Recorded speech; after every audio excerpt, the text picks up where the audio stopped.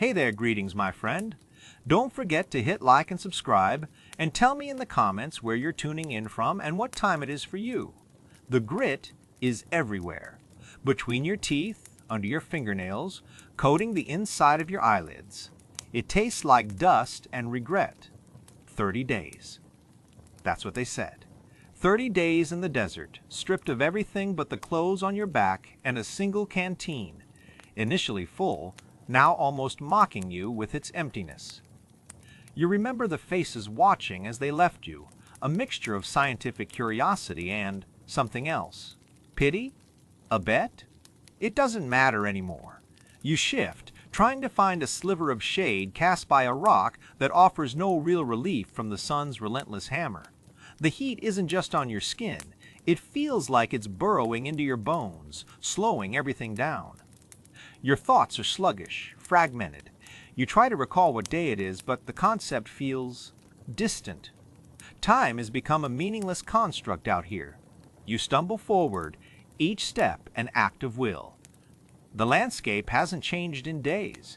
Endless dunes rolling towards a horizon that always seems just out of reach. Hallucinations flicker at the edges of your vision, shimmering pools of water, lush oases teeming with life. You know they aren't real, but the desperation makes it hard to dismiss them entirely. You find yourself instinctively conserving energy, moving like someone wading through thick syrup. Your lips are cracked and bleeding, your tongue swollen. The canteen is bone dry. You ration carefully at first, meticulously measuring each sip. But now there's nothing left to ration. There's a strange calmness settling over you. Not peace exactly, more like acceptance. You notice the small things now. The intricate patterns in the sand sculpted by the wind, the way the light shifts and changes with the sun's arc. You see a beetle struggling across the dunes, its tiny legs churning tirelessly. It's a mirror of your own struggle, but on a scale you can almost comprehend. A strange kinship forms. You collapse onto the sand, too weak to continue. The ground is scorching hot against your skin, but you barely register it. You close your eyes and let the heat wash over you. This isn't about endurance anymore. It's about what remains when everything, hope, strength, even the will to survive, has been stripped away. You realize it wasn't about if you could survive for 30 days. It was about discovering what you were made of without the comforts and distractions of life. What core essence is left when all else is gone? The answer isn't heroic or profound, just a quiet resilience.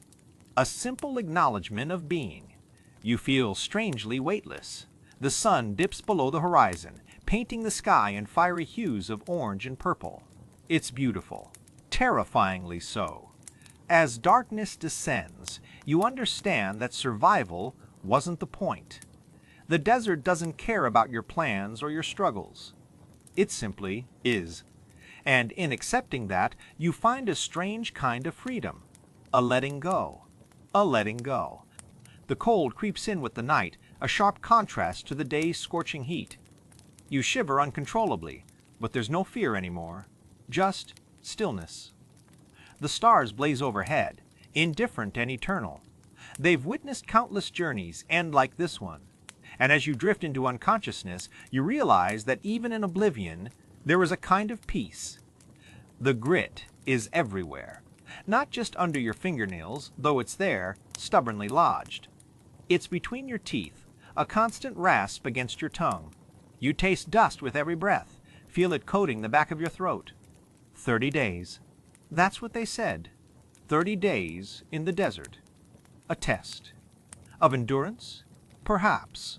But now, after 27 sunrises that bled into scorching afternoons and frigid nights, you suspect it's a test of something else entirely.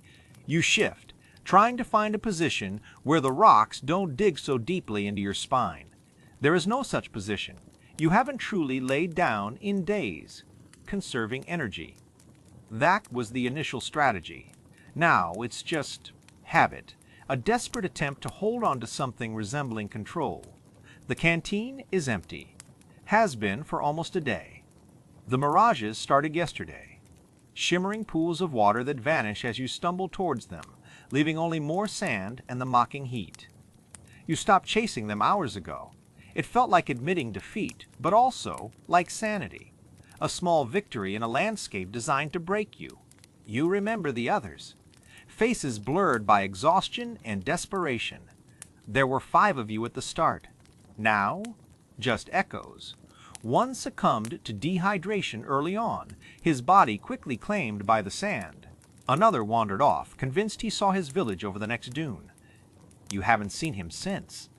The last one, you found him huddled in the shadow of a rock formation, muttering about rain that would never come. He didn't resist when you took what little water he had left. You don't judge him, or yourself. There is no morality here, only survival. And even that feels tenuous, like a thread stretched to its breaking point. The sun beats down relentlessly. You close your eyes, but the light penetrates your eyelids, painting everything in shades of orange and red. You try to remember what rain feels close like. The cool splash on your skin, the smell of wet earth. It feels like a lifetime ago. A different world. You notice something then, not a mirage, something real. A small beetle struggling across the sand, its legs moving with tireless determination. It's heading towards you. It stops near your hand, antennae twitching. You don't move, afraid to scare it away. It seems absurd, this tiny creature offering some kind of companionship in this desolate place. You notice the small things now. The intricate patterns in the sand sculpted by the wind, the way the light shifts and changes with the sun's arc. You see a beetle struggling across the dunes, its tiny legs churning tirelessly. It's a mirror of your own struggle, but on a scale you can almost comprehend. A strange kinship forms. It simply is. End. It keeps moving. The beetle crawls onto your hand, then across your wrist. You feel a strange sense of calm wash over you. Not hope, exactly. Something quieter. Acceptance? Perhaps. The realization that even in the face of utter desolation, life persists. You open your eyes. The sun is lower now, casting long shadows across the dunes. 3 days left. Or maybe less. It doesn't matter. You don't know if you will survive. But for this moment, with a tiny beetle crawling on your hand, you understand that survival isn't just about enduring. It's about finding something, anything, to keep moving towards. Even when there's nothing left but the sand and the sun. The desert doesn't care about your story, your dreams, or your regrets. It simply is. And in its vast indifference you find a strange kind of freedom. A letting go. You are stripped bare of possessions, of illusions, of everything that once defined you. What remains is something else. Something quieter. Something stronger. The grit is everywhere. Between your teeth, under your nails, coating the inside of your eyelids. It tastes like rust and regret. 30 days. That's what they said. 30 days in the desert, stripped of everything but the clothes on your back and a single canteen, initially full, now almost mocking you with its emptiness. You haven't seen another soul for over a week. You remember the initial arrogance, the confidence that came with being selected. A test of endurance, they called it. A psychological evaluation disguised as survival training. Now, endurance feels like a distant memory. It's been replaced by something else. Something quieter, more primal. You don't think about winning anymore. You focus on the next hour, then the next 10 minutes. The sun is a hammer, relentlessly beating down.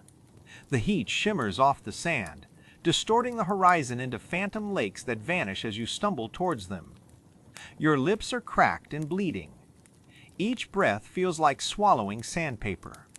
You ration your saliva, trying to keep your mouth from becoming completely desertified. You find yourself talking, not to anyone in particular, just out loud.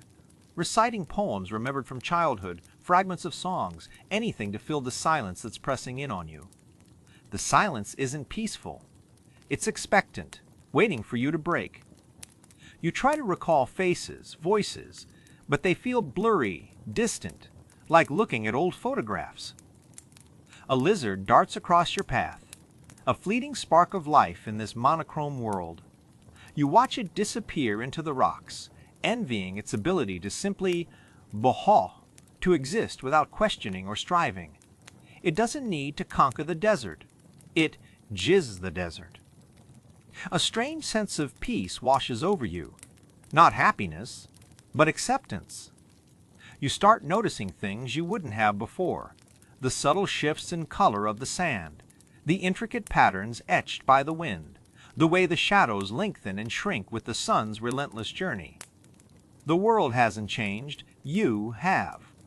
You shed layers, not just physical ones, but mental and emotional baggage you didn't even realize you were carrying. You stumble upon a small cluster of cacti, not enough water to sustain you, but enough shade for a few precious hours. You lean against the rough bark, closing your eyes. It isn't relief you feel exactly, more like a surrender, a letting go. The burning thirst, the aching muscles, the gnawing hunger. They're still there, but they no longer define you. You realize this isn't about survival in the traditional sense. It's not about conquering the desert or proving your strength. It's about discovering what remains when everything else is stripped away. What core of self persists when all external validation and comfort are gone? You find it surprisingly small, remarkably resilient, and profoundly quiet. The canteen is empty now. The sun dips below the horizon, painting the sky in fiery hues that feel almost cruel in their beauty. You don't fear death. Not anymore. There's a strange clarity, a sense of completion. 30 days haven't broken you, they've distilled you, reduced you to something essential. You sit and watch the stars emerge, cold and distant, yet strangely comforting. They've been there all along, indifferent to your struggle, witnessing countless journeys like yours. And in their silent observation, you find a strange kind of solace. The desert doesn't care if you live or die. It simply is. And perhaps that's the most important lesson of all. The grit is everywhere, not just under your fingernails, though it's there, stubbornly lodged. It's between your teeth, a constant rasp against your tongue. You taste dust with every breath, feel it coating the back of your throat. 30 days. That's what they said. 30 days in the desert. A test. Of endurance? Perhaps. But now, on day 27, you suspect it's something else entirely. You shift, and a wave of pain shoots up your spine. The sun has bleached the color from everything. Your clothes, the sand, even the memories that haven't yet faded completely. You remember green, fields, trees, water. It feels like recalling a dream, fragile and unreal. Your lips are cracked, bleeding slightly with each movement. You haven't tasted real moisture in days. The canteen is empty, of course, has been for a long time. The initial panic has subsided, replaced by a strange sort of calm. Not peace, exactly. More like acceptance. A hollow space where hope used to be. You scan the horizon, but it offers nothing new. Just more sand, shimmering heat waves, and the relentless blue of the sky. You try to remember why you volunteered for this. Was it a need to prove something? To escape something? The reasons feel distant now, unimportant. Survival has become the only purpose. Each sunrise is not a promise, but another challenge. Another day to simply be. You find yourself focusing on small things. The way the wind sculpts the dunes. The shadow cast by your own hand. You stumble upon something half buried in the sand. A bleached animal skull. You don't feel fear or sadness, just a detached observation. Another life that ended here. It's a stark reminder of your own mortality, but it doesn't break you. It simply is. You push on. The hallucinations started subtly, fleeting shadows, whispers carried on the wind. Now they're more vivid. You see figures in the distance, beckoning you forward. Hear voices calling your name. You know they aren't real, But it's hard to ignore them when your mind is so starved for connection. You collapse, unable to take another step. The sand feels cool against your skin, a momentary relief from the scorching heat. You close your eyes, and images flood your consciousness. Faces of loved ones, moments of joy, regrets that still sting. It's as if your life is flashing before you, not in a dramatic way, but like flipping through old photographs. You realize something then. Endurance isn't about resisting the inevitable. It's about accepting it. About finding a strange sort of peace within the suffering. About recognizing that even when everything is stripped away, comfort, hope, even sanity, something remains. A core self, perhaps, or just awareness. You open your eyes and look up at the sky. The sun is beginning to set, painting the clouds in shades of orange and purple. It's beautiful, in a desolate sort of way. You don't know if you will survive another day. But for this moment, you are here. And that, you realize, is enough. The desert doesn't break you. It reveals something else entirely. What remains when everything is gone isn't strength or resilience, but a quiet understanding of your own fragility and the vastness of existence. A humbling realization that you were never really in control to begin with. The grit is everywhere. Between your teeth, under your fingernails, coating the inside of your nostrils. It tastes like rust and regret. 30 days. They said 30 days. You glance at the sun, a malevolent eye in the bleached sky, and try to gauge how much further it's moved since yesterday. Doesn't matter. Each day bleeds into the next, indistinguishable except for the deepening cracks in your skin. Could you survive the desert for 30 days? They asked. A test of will, of resourcefulness, of something. Now, stripped bare, you realize it wasn't about skill at all. It was about what breaks first. The canteen is empty. Has been for hours. You rationed meticulously, but the heat just laughs at your planning. Your tongue feels like sandpaper, scraping against the roof of your mouth with every shallow breath. You stumble forward, legs heavy as lead, each step a small act of defiance against the inevitable. You see things now. Mirages, yes, shimmering pools of water that vanish as you approach. But also other things. Flickers at the edge of vision, shapes shifting in the heat haze. Are they real, or is your mind finally unraveling? A bleached animal skull lies half buried in the sand. You don't stop to examine it, but its emptiness resonates within you. A hollow echo of what you might become. You try to recall faces, loved ones, friends. Their features are blurred, distant, like faded photographs. The memories themselves feel brittle, threatening to crumble into dust. Is this how identity erodes? Not with a dramatic collapse, but a slow, insidious fading? The sun beats down relentlessly. You find a small outcropping of rock and huddle in its meager shade, grateful for even that slight reprieve. Closing your eyes doesn't help. The heat penetrates your eyelids, painting the darkness red. Useless knowledge now. There are no plants. There are no animals. Only sand and sky and the gnawing emptiness within. A strange calmness descends. Not peace exactly. More like acceptance. The struggle feels pointless. You could lie down here, close your eyes, and let it all end. But something, a stubborn spark of defiance perhaps, keeps you moving, one foot in front of the other. You notice the small things now. The intricate patterns etched into the sand by the wind. The way the light plays on the dunes, creating an illusion of movement. A tiny beetle struggling across the scorching surface. Life, even here, finds a way. The horizon shimmers. Is it another mirage? You force yourself to focus, squinting against the glare. And then you see it. A faint line of green in the distance.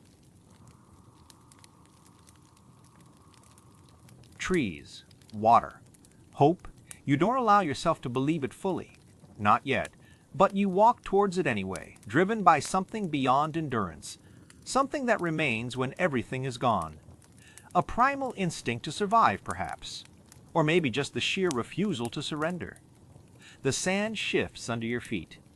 You feel a strange lightness, as if a weight has been lifted. 30 days.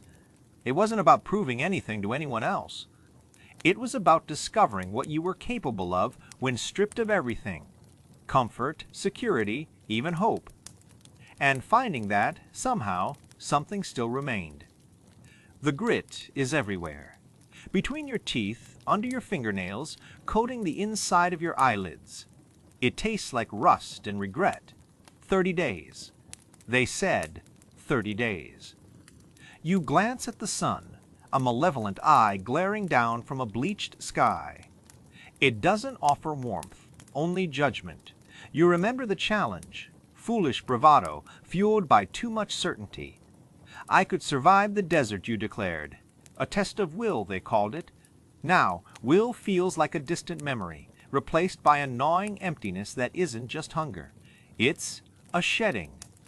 Layers of yourself peeling away with each scorching hour. You try to recall the specifics, the exact weight of the pack you started with, the color of the canteen before it ran dry. Details blur, unimportant now. What matters is finding shade, any sliver of relief from this relentless heat. You stumble towards a cluster of rocks, their shadows offering a meager promise. The landscape isn't empty, not exactly. Vultures circle, patient observers. A lizard darts across your path, a fleeting spark of life in this monochrome world. They don't seem to judge you, they simply onyx. And that feels significant. You aren't special here. You are just another creature trying to endure. You haven't spoken aloud in days. The sound of your own voice seems alien, a luxury you can no longer afford. Communication is reduced to assessing the angle of the sun, rationing the last drops of moisture clinging to a cactus pulp, and scanning the horizon for, what? Hope? A mirage? The nights offer little respite. The temperature plummets, leaving you shivering despite the exhaustion. You wrap yourself in the remnants of your clothing, seeking warmth that doesn't come. It's then, staring up at the vast, indifferent expanse of stars, that the loneliness truly descends. You find a strange sort of peace in it, though, a surrender. The striving, the proving, the needs to survive, it fades. What remains is simply being, observing, feeling the slow rhythm of your breath, the ache in your muscles, the quiet desperation within. It's not about conquering the desert, it's about becoming part of its silence. You dig your fingers into the cool sand, feeling its texture shift and flow. You realize you haven't thought about home, or work, or anything from your previous life in days. Those things feel distant, unreal. They belong to someone else, a ghost of who you once were. The body is remarkably resilient, but also brutally honest. It doesn't care about ideals or challenges. It only cares about survival. And when that becomes impossible, it begins to let go. You accept this, not with resignation, but with a strange sense of clarity. You close your eyes, letting the sun beat down on your face. The grit feels less abrasive now, almost comforting. 30 days. You didn't win. There was nothing to win. But you experienced something fundamental, a stripping away of everything until only the core remained. And in that emptiness, there's a quiet dignity. The desert doesn't care if you live or die. It simply is. And perhaps, after all this, neither do you. The grit is everywhere. Between your teeth, under your fingernails, coating the inside of your nostrils with a fine red dust. It's day 27. You haven't tasted water that wasn't imagined in almost 4 days. You remember the arrogance now of accepting the bet. 30 days in the desert. A foolish display for attention for what? To prove something to people who didn't care enough to follow you out here? The sun is a hammer, relentlessly beating down on your skull.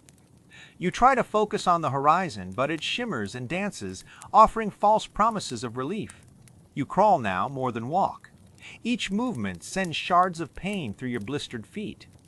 They're swollen, cracked, barely recognizable as part of you, the leather from your boots rubbed away days ago.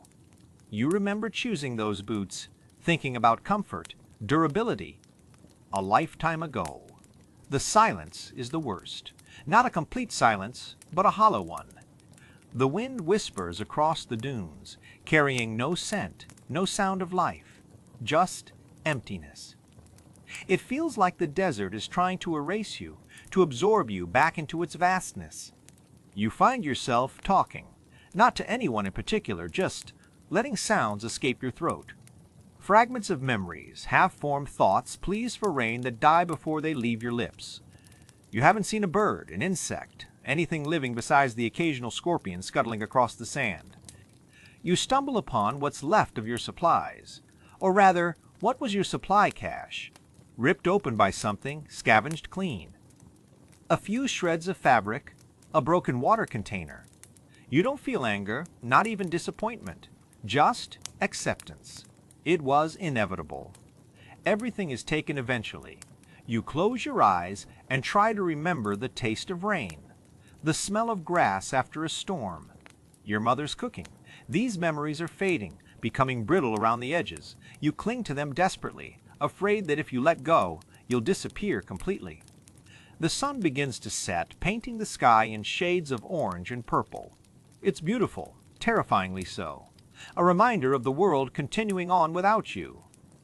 You find a small dune and collapse against it, too exhausted to move. The sand is cool now, offering a momentary respite from the heat. You realize something then. Survival wasn't about endurance, not really. It was about letting go. Letting go of expectations, of regrets, of the need for control. Stripping yourself down to nothing but the essential, the will to simply bay, even in the face of oblivion. You've been broken open, emptied out, and maybe, just maybe, that's where true strength lies. You don't know if you'll make it through another day. But for this moment, lying here under the vast, indifferent sky you feel a strange kind of peace. The desert has taken everything from you, and in doing so it has shown you what remains.